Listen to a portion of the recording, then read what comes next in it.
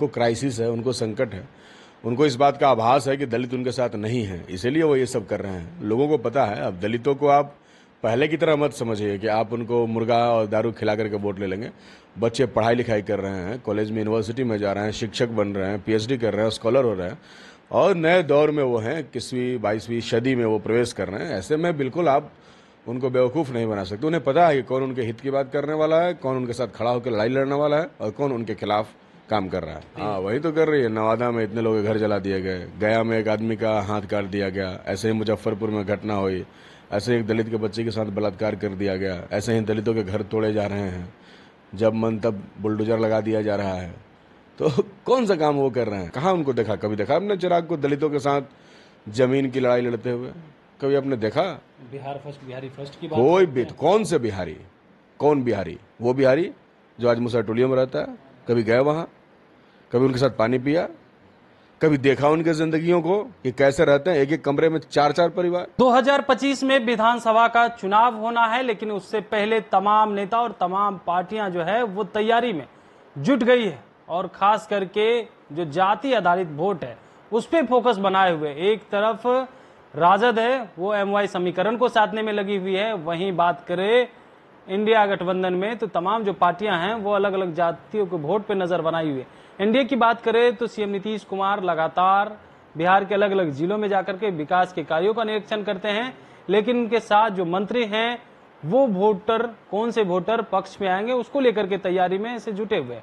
मंत्री अशोक चौधरी है, वो दलित वोट बैंक के लिए भीम संसद का कार्यक्रम करने जा रहे हैं, जबकि एनडीए में 2 दलित बड़े नेता हैं, एक चिराग पासवान और जीतन राम मांझी। उसके बावजूद भी जदयू कैसे इस बार मजबूत हो और ज्यादा से ज्यादा सीट आए, इसको लेकर के एक कार्यक्रम करने जा रहे हैं। इस पे बातचीत करने के लिए हमारे साथ भाकपा माले के विधायक हैं अजीत कुशवाहा। क्या कहेंगे? तमाम नेता जो है वो जुट गए हैं 25 की तैयारी में और खास करके दलित वोट पे सबकी नजर बनी हुई है।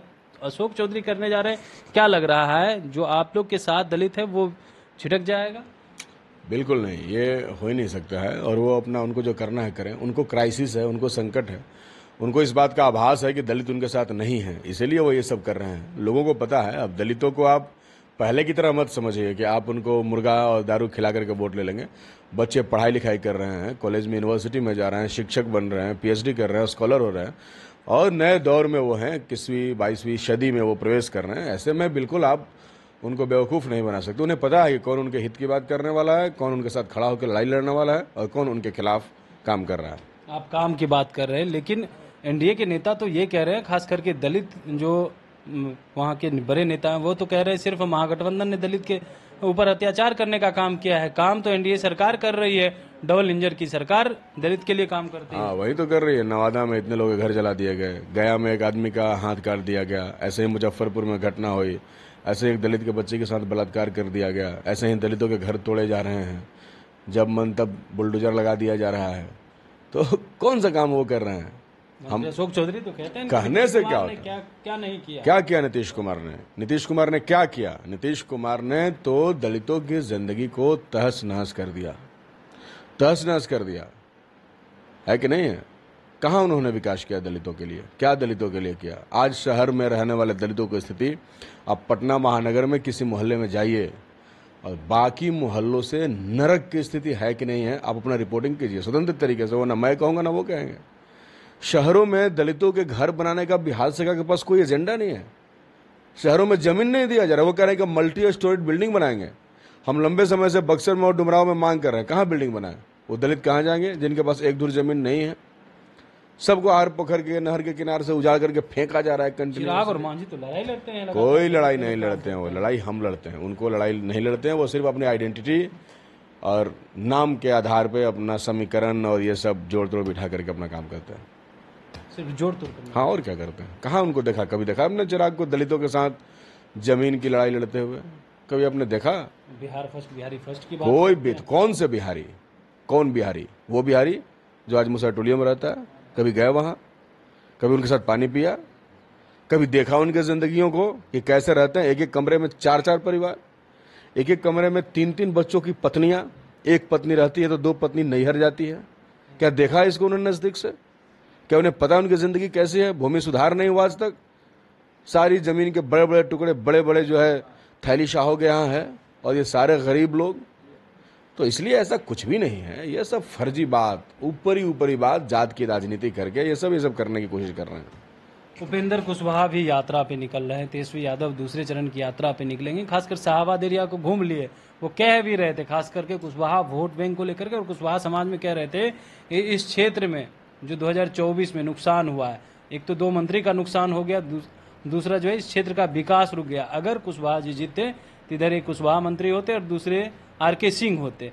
तो इन तमाम चीज को लेकर के वो घूम रहे और कह रहे हैं कि इस बार 25 में पूरी रणनीति तैयार है और आप लोग ध्यान दीजिए, इधर उधर छिटकिए। माननीय उपेंद्र कुशवाहा जी हम लोग के गार्जियन हैं, लेकिन 5 साल मंत्री थे ना जी, क्या हुआ? एक केंद्रीय विद्यालय बनवा सके?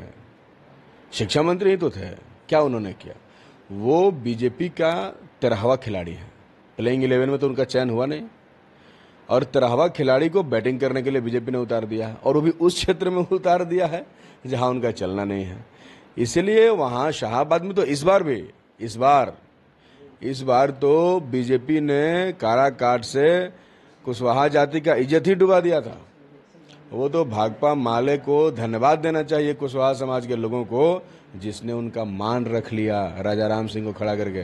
नहीं तो उपेंद्र जी तीसरे नंबर पर थे जी। अगर राजा राम जी नहीं होते तो कौन जीतता चुनाव? बताइए, दिल में हाथ रख के। पवन सिंह ने जीता, तो वो तो नैया डुबा दिए थे। पवन सिंह को कौन कह रहे हैं कि नेता है वो? अजब, उनसे ज्यादा ना वोट लाया। ये राजनीति में ये गलत बात है। राजनीति में किसी को नचनिया गवैया नहीं कहना चाहिए। हर आदमी को भारत का संविधान चुनाव लड़ने का अधिकार देता है। बिल्कुल पवन जी के बारे में ये बात माने अन्यायपूर्ण है, उनको लड़ने का राइट है। और अगर नहीं होते राजा राम सिंह जी तो कौन चुनाव जीतता? कौन जो सेकंड आता वही उसी को ना माना जाएगा? तो वो तो मान सम्मान भाकपा माले ने रखा वहां के कुशवाहा लोगों का। इसलिए इस बात को ध्यान रखिए कि उधर किसी की नहीं चलने वाली है। ये शाहबाद लड़ने भिड़ने वाले लोगों का इलाका है, वहाँ हिंदू मुस्लिम करके झूठ सच बोल के वोट नहीं दिए, इसीलिए शाहबाद एरिया नुकसान हुआ है। क्या नुकसान हुआ शाहबाद? कौन शाहबाद में पहले दूध की नदी बहती थी और अब सोन में खाली बालू बह रहा है? ऐसा था क्या पहले? एनडीए को नुकसान हुआ सीट? एनडीए तो सीट तो दिया ही, एनडीए ने तो सीट उनको दिया है। तो हार गए, तो उधर की सब सीटें अजब हाल है। तो हार गए, अब सीट तो दिया ना, हारना जितना अलग बात। तो कह रहे हमारे वजह से उस क्षेत्र में सीट हार। कहाँ कहे, वो कह सकते हैं, उनका है हिम्मत। ये सब कुछ नहीं है। ये लोगों को बीजेपी ऐसे ही अपने आगे पीछे घुमा रही है, सत्ता के लोभ में ये उनकी बैटिंग कर रहे हैं। जनता समझ चुकी है कि ये इनके ऊपर जनता ने पूरा भरोसा किया था, लेकिन हथियार इन्होंने डाल दिया, जाकर के नीतीश जी के यहाँ नतमस्तक हो गए। ऐसे में जनता कभी भी कमजोर सेनापति के साथ नहीं रहता है। जनता हम लोग के साथ है, उनके लिए हम लोग लड़ने मरने कटने के लिए तैयार रहते हैं, हमेशा खड़े रहते हैं। तो जनता वहाँ हमारे साथ है। तो हमने दिखाया, आरा काराकाट जीत करके हमने ये साबित किया कि जनता का सच्चा सेवक कौन है। बिना धन बल, बिना बाहुबल, बिना समीकरण, अगर जनता ने विश्वास किया है बिहार के अंदर किसी पार्टी के ऊपर तो CPI-ML है। इस बात को तो आपको मानना पड़ेगा, और आपको इस बात को आइडेंटिफाई करते हुए, रेखांकित करते हुए लोगों के बीच में इस बात को रखना भी पड़ेगा।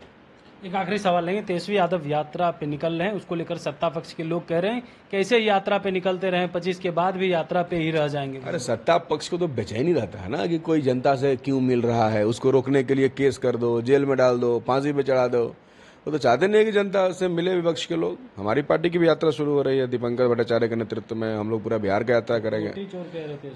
वो कुछ भी कहें, उनके कहने से क्या होता है। वो तो अखिलेश जी को भी कह रहे थे, क्या हुआ? बंटाधार हो गया यूपी में, इधर भी होना है 25।